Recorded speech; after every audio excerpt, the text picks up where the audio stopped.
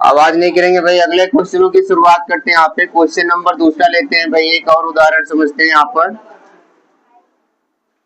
Question number दूसरा जो आपका है यहाँ पर, क्या है आपके पास 3x प्लस 2y इक्वल कितना है 20। अभी हमने बताया भाई शोरगुल नहीं करना है, आपको क्वेश्चनों पर ध्यान रखना है पढ़ते समय, फिर बताने पर ध्यान रखते हैं भाई। एक भी अगर बात आपका ध्यान भटका तो भाई आप समझने से वंचित रह जाएंगे। आपको समझ नहीं आ रहा है लेकिन बाद में आपको समझ में आएगा कि भाई क्या समझने का क्या फायदा होता है।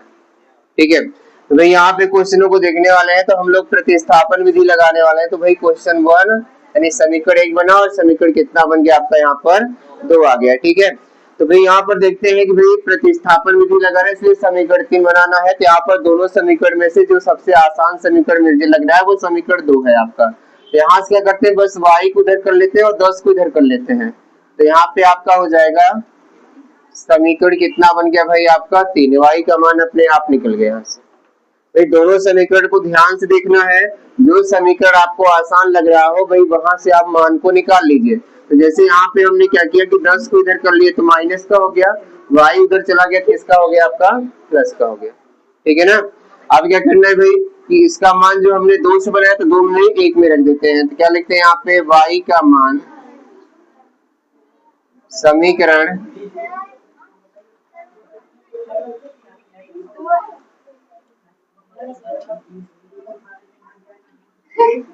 ठीक है ना भाई 2x माइनस 10 बराबर क्या है आपका y। तो y का मान क्या करते हैं यहाँ पे समीकरण किसमें 1 में रखने पर भाई छड़ी ना उठाना पड़े, अन्यथा भाई 1 मिनट के बाद आप एकदम से आराम से देखा शुरू कर देगा। समझ रहे ना भाई। y का मान क्या करते हैं यहाँ पर समीकरण 1 में रखने पर।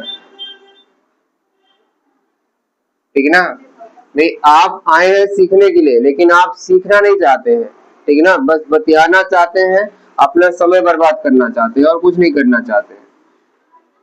विद्यार्थियों के बहुत सारे लक्षण होते हैं भाई। जो विद्यार्थी पढ़ने वाला होता है ना वो शांत सोच में अपना देखता है और समझता है, क्योंकि भाई वो कुछ सीखने के लिए आया है, ना कि यहाँ पर आकर के अपना टाइम बिताने के लिए आया है। ठीक है ना, तो भाई आप समझने की कोशिश करिए क्वेश्चन को। आपने पहला क्वेश्चन देखा समझ नहीं पाए, इसका रीजन यही हुआ कि हमने ध्यान को केंद्रित नहीं किया। जब तक ध्यान को केंद्रित नहीं करेंगे क्वेश्चन पे कि क्वेश्चन कहाँ से किधर की ओर जा रहा है, कितना भी हम उदाहरण करवा दें भाई आपका हमेशा वो मना रहेगा कि कैसे ये हल होगा। ये मन में हमेशा प्रश्न आएगा कैसे हल होगा कैसे हल होगा।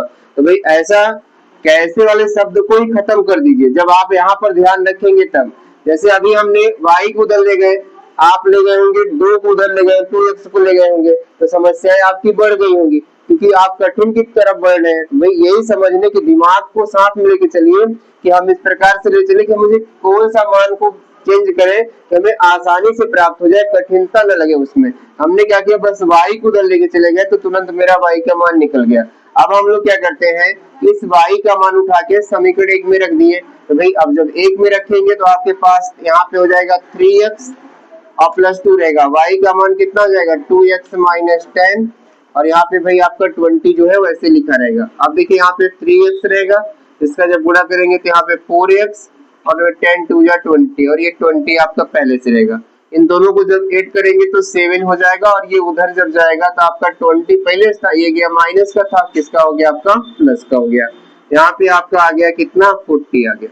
तो x का मान निकालेंगे तो 40 बाई कितना होगा 7।